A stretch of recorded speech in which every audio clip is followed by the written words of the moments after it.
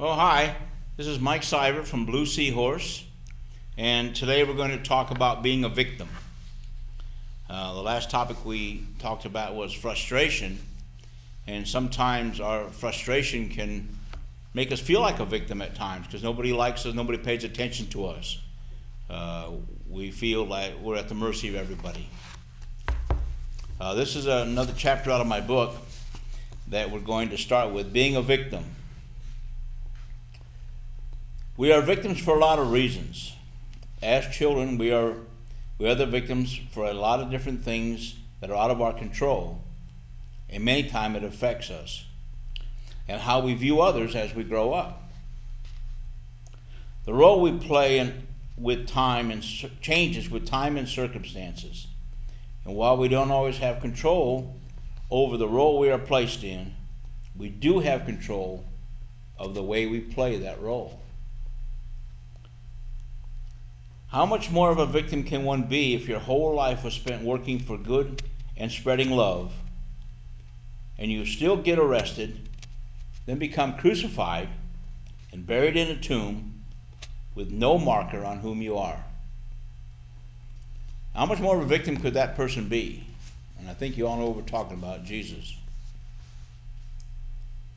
If that person didn't consider himself a victim, then as an adult, I have nothing in the world to feel victimized about unless I want to or choose to be a victim. And I feel sorry for myself and get sympathy. You know, there's another saying that we use a lot on here, is that we teach others how to treat us. And if we teach them that they don't have to respect us, or what we say really doesn't matter, if you don't stop that, I'm going to this or I'm going to that, and we never follow through, then why would other people believe us? And if nobody pays attention to us, rather than be a victim, I think we need to look at, what have we taught other people on how to treat us? What direction have we given others as to how we want to be treated? So there's we are victims of crime. We are victims of certain things that are out of our control. And we get placed in situations sometimes that are not our control. It's how we play that role once we're placed in those situations that can make us a victim or not. Now, we can be a victim of a robbery. We can be a victim of a lot of different things. Of accidents, we are victims of accidents that are out of our control. But once that accident is over, or the situation that created us to be a victim is over, how long do we live with that? How long do we make that part of our life? And how long do we try and get sympathy?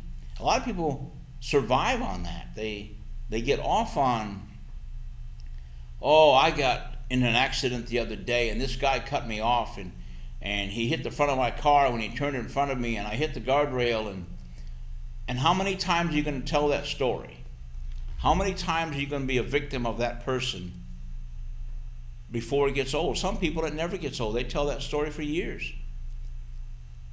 And it made me nervous driving, so now I have this phobia about cars coming too close to me. And we create such a victim mentality that sometimes we frustrate people. People don't want to be around us. All we do is bring up things that happen to us. Oh, I was so sick, and now I'm weak.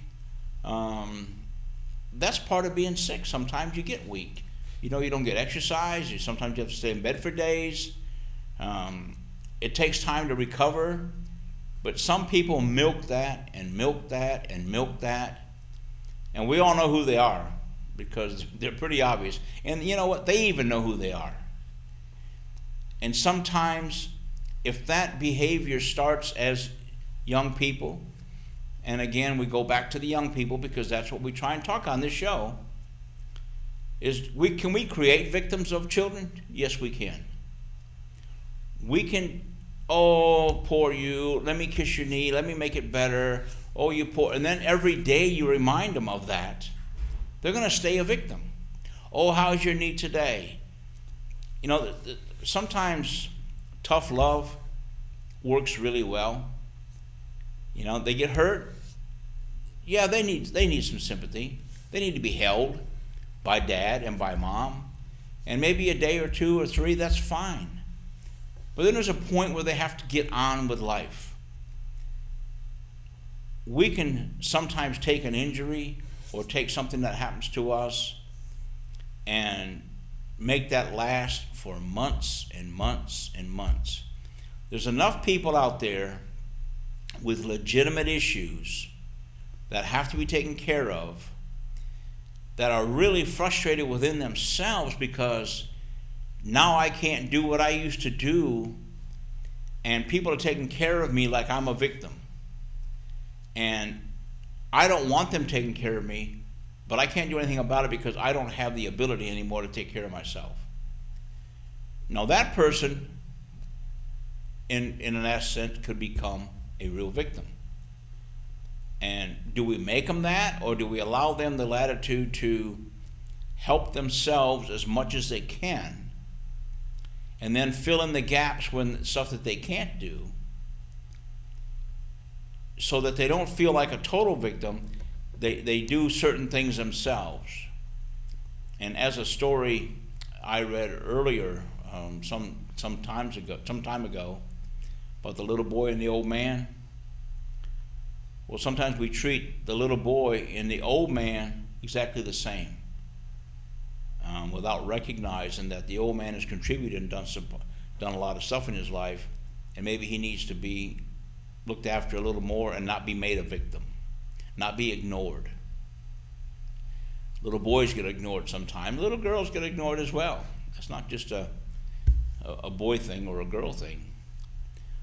Do we create victims? I think at times we do. It is the nature of human beings to help others who are less fortunate than themselves. And most people even help more than once. And a lot of people volunteer to help a lot of times. I mean, my wife and I volunteer and help a lot. I think it's time. We've had a fruitful life. We now give back. And I think that's something everybody should plan to do after a certain age, is start paying back. I mean, you have your children, you raise your children, they leave the home. Then you have a number of years, 10 or 20 years or more, of enjoying each other's company, husband and wife, doing things together. The children you've done a good job, you've raised them, they're independent, they're doing well. Then after you enjoy yourself for a number of years, and you should take the time to do that, then you can start, I think you should start giving back. You should start helping those less fortunate, helping those that you can help. If you have a particular skill that's needed, use it. Let people take advantage of it. You help people out, whatever it might be. I don't know what your skill is. You know, everybody's different. But this can become a problem when it's abused. There are those who are just plain beggars and choose not to work. They live on the sob stories and work very hard to get the generous people to feel sorry for them. Now, there are a lot of those out there. And what we have to be careful of is those people, and we know who they are. They're able to work. There's nothing wrong with them. They choose not to. They live off other people. And I had a friend once who told me that other people will take care of me if I don't take care of myself. And he still believes that to this day. He told me that if somebody says, I need a new pair of shoes, and I'll wear mine till they fall off my feet. If somebody says I need a new pair of shoes enough times and I don't get them, they will get them for me. Somebody will get me some shoes. And he believed that, and he lived like that. And he did, and he was right. People would get him his shoes. People would buy him clothes. People would take care of him. Now, he held jobs down, but he didn't want to spend any money. Now, he's not rich either because he doesn't have anything, but he's, in his mind, the wealthy people of the world take care of him. Now, I have no time for him. I mean, I listen to him and I talk to him, but that attitude is what I had to start to question. Now, there's the homeless people out there, and there's some legitimate homeless people. And I don't know, as a government, if we do enough to take care of our homeless people. How do we recognize the real homeless from the pretenders? And there's a lot of pretenders out there. And if you do a survey, and there are surveys out there on how many, the street vendors, on how much money they make per day, them people make $100 to $200 a day. Most people don't make that working. And there's no tax because it's cash. So you're talking people that make $500 to $1,000 a week, free and clear, with no taxes. All they have to do is stand still, hold up a sign, and get money in their bucket. Now that's interesting, but there's a few people out there that shouldn't be doing that. And I think we're slowly starting to wake up to that. Now, the homeless people, right now, there's a big movement going around about homeless veterans. A lot of veterans can't work for a lot of different reasons, and I'm not saying they need to. There's a lot of people that can't work for a lot of reasons, but veterans seem to be, right now, in vogue. Everybody's trying to figure out what we're going to do with the veterans coming home and the ones that are wounded and have some psychological issues. They're not victims. They went to war, they got wounded, they come home, they're disabled, legitimately disabled, a lot of them, with limbs missing, huge psychological issues, and we take care of them the best way we can, but a lot of them don't have an income. They don't have any retirement. They didn't retire from the military, they did their time and they got out. So there's no benefits coming in until they get recognized by the VA and get their benefits. And there's other people that have legitimate disabilities. They get recognized by Social Security and they get benefits. The majority of people out there with disability and benefits don't consider themselves victims. They're a product of whatever happened to them. They have positive attitudes. They move on with life. They pay their bills. They work hard if they're allowed to work, they work as hard as they can, and they become part of society. But there's that few in the middle that are real victims it's sort of like as they call it, they fall through the cracks. There's a lot of disabled people out there, not only veterans, but other people that for some reason haven't got their Social Security, haven't got a place to live, and they're homeless, and they live on the streets. What do we do about that? Are they real victims? I think yes, in a lot of cases.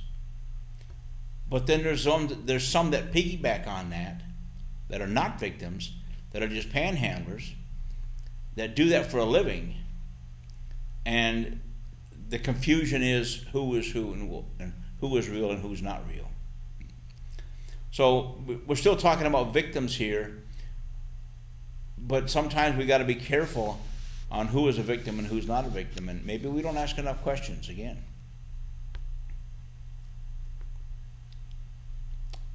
We all have had hard times in our lives, but for some they think their problem just should be everybody else's, and they expect you to at least pay attention to them, or to give them more attention, or give them a break.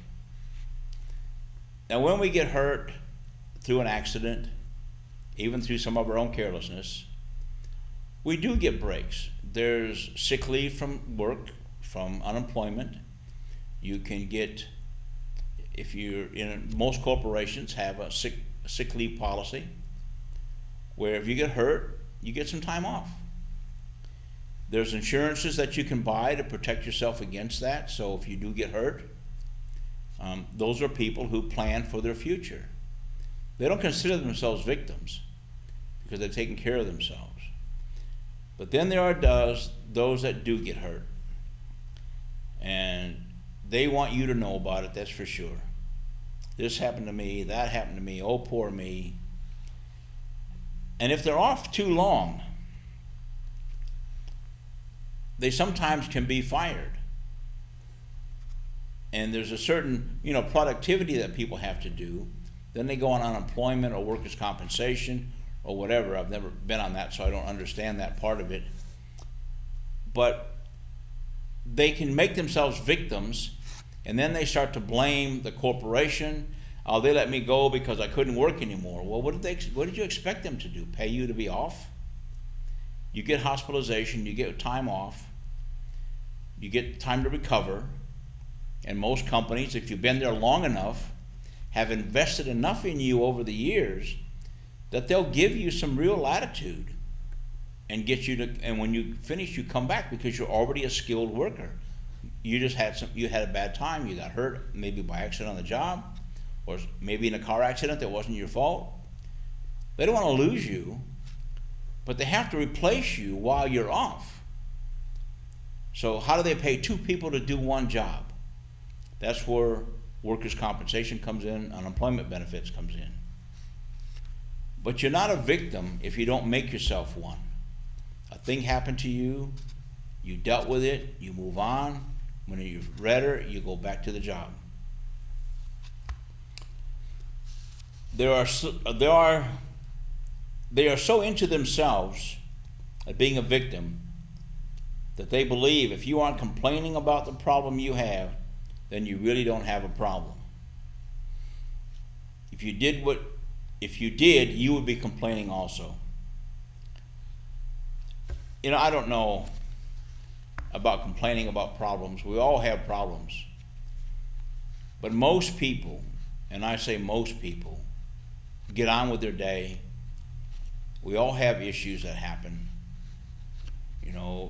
Walking out of the front door and maybe the snow or ice came that day and you slip and you fall down, you hurt yourself a little bit.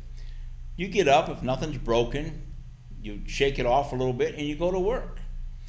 And you might tell people if you're a little slow, well, today I might be a little slow because I tripped and fell, or I slipped and fell on the ice and I've hurt my knee or hurt my elbow, but everything's fine. Then you go on with your day. If you're a little bit slow, there are people make allowances for you. The next day you're back and you're fine. But then there are those that tell everybody, everything about, I fell down, I did this, I did that. We know who they are, and they know who they are. They somehow have to be the center of attention. And a lot of people have learned when they're young, they get more attention when they're sick or hurt. And we as parents need to be aware, what are we creating? Yes, young people, sick people, young kids that have fevers and temperatures, they need attention because they don't know how to take care of themselves. If you have a high fever as an adult, you take care of it, you address it. That's what you have to do. But a young 3, 4, 5-year-old doesn't know what to do. They just lay there sick. Well, your responsibility as a parent is to protect them, take care of them. But you don't make them into victims. Because if they get a lot of love and attention every time they're sick, then that's a good thing to get, because every time I get sick, I get attention. It's like they say any behavior is better than no behavior. Any affection, any attention is better than no attention. So if I'm bad, I get attention. I don't get anything when I'm good. They just ignore me. I go about my life, I'm 5, 6, 7, 8 years old. I go to school, I come home, I do my work, I watch TV, I go to bed. I get talked to, hi, how you doing, blah, blah, blah. But when I'm bad, they pay attention to me. Or if I'm sick, they pay attention to me. Do we as parents and adults recognize what we're teaching children in that approach on dealing with them? It's a thin line, and trust me, it's hard. We have to figure out a balance between giving attention love, holding when they're sick, that it doesn't become something they know how to do. I know when I was young growing up, we all knew that most of the time when you were sick, for some reason you got better at 3:30, 4 o'clock when everybody came home from school. But you were sick all day. But at 3:30, 4 o'clock when the school bus came and your sisters came home and everybody came home, you were better. The sickness was gone. But you didn't realize that. You just did it. I think we don't think they realize it. They do realize it. We all have people we love die, have accidents, get sick, any number of things. And it's how we deal with them that shows our maturity. I mean, we're all sad when somebody dies, especially somebody we're close to, whether it be a significant other or an immediate family member. That's a void. That's a hollow spot that's left in your life that's going to take time to heal. It may never heal, but you can make that misery, or you can accept the fact that now they're in a better place. Now their pain is gone, their body is healed, and we'll see them again one day when we pass. Or we can sit here and cry and moan and cry and moan and cry and moan. Now there's a mourning period that always happens. There's a grief and loss period that happens. And sometimes it lasts longer than other people. But we still be careful we don't make ourselves become a victim. We chose what role we play in our lives, and it changes at a moment's notice. Some of the changes are good, and some are not so good. But it's how we deal with them that shows our maturity level. We can accept whatever happened and move on, or we can tell everyone our troubles and choose the role of a victim. We want people to feel sorry for us and expect everyone else to act the same. And once you make yourself a victim, you start to wonder why other people don't make themselves victims. You wonder why somebody who has a similar incident to you, and I've talked to some of my clients that have that. They may have a friend or even a relative that has a similar incident that happened to them, and they don't understand why that person is not miserable like they are. Well, they've chosen to accept it and move on and get on with their life. It doesn't mean they've forgotten it. It doesn't mean they've dismissed it and put it aside. It means that now it becomes part of their life. It's now history, and you can't change history.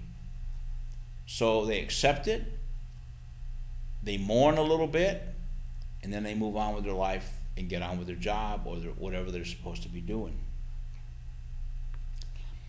If you can be positive in your life and pick a positive role to play, it again is, after all, your choice. So where do we go with this victim thing, and how do we not create victims out of little children?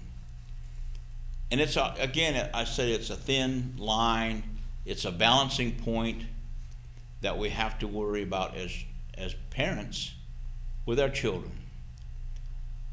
We love to take care of our children when they're ill, when they fall down, when they break a bone, when they get hurt. And every level of injury deserves a different level of love and affection. And you may have to cook them breakfast and take it to them in their room. You may have to feed them and carry them from the bedroom to the chair so they can watch some television or play some games. That may have to be done for a while. Well, that's the way it is because the person's physically unable to. But the moment they're able to, then they need to walk on their own and get into the chair themselves. Then as they mature and as their health gets better for whatever happened to them, they need to be encouraged to go out and do more things until they're back functioning like everybody else. And that needs to be over with. Sure, you can talk about how sick they were for a while, and we've all had some serious illnesses. I know I've had my share, and I know I got a lot of attention when I got them. But I know when I wasn't ill, I didn't get much attention. I got talked to on a daily basis. Again, like I said before, my mom was a single mom with 7 kids. So it got shared around.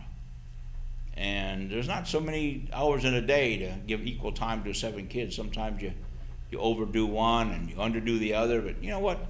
You move on. Being a victim is a tough role to get out of once you're in it. Because what do you do without that? People feeling sorry for you and always calling you up and making you the center of attention. How do you deal when that's gone?